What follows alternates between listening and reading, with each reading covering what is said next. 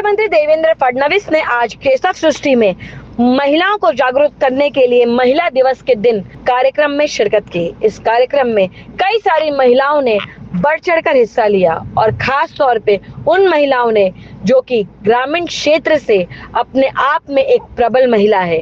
क्या रहा पूरा कार्यक्रम, दिखाते हैं द रियलिटी चेक।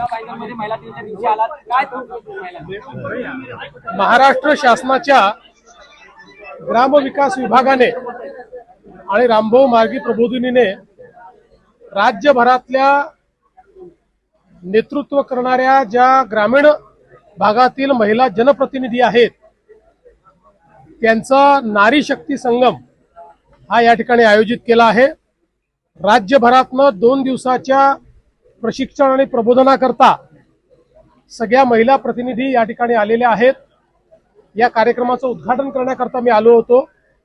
या माध्यमातून उत्तम कार्य करण्याचं प्रशिक्षण, शासनाच्या विविध योजना त्यांच्या माध्यमातून महिलांपर्यंत कशा पोहोचवता येतील आणि ज्या प्रकारे देशाचे प्रधानमंत्री मोदीजी आणि राज्य सरकारमध्ये आपल्या महायुतीच्या सरकारने ज्या योजना केलेल्या आहेत त्या शेवटच्या व्यक्तीपर्यंत कशा नेता येतील, महिलांपर्यंत कशा नेता येतील या संदर्भातलं प्रशिक्षण हे या ठिकाणी देण्यात येणार आहे। आणि म्हणूनच या कार्यक्रमाला मी आलो आणि विशेषतः याचं औचित्य असं आहे की डॉक्टर मुथुलक्ष्मी रेड्डी भारतातल्या पहिल्या महिला लोकप्रतिनिधी म्हणून त्यांची तमिळनाडू विधानसभेत निवड झाली होती। त्या निवडीला 100 वर्ष हे आता पूर्ण झालेले आहेत।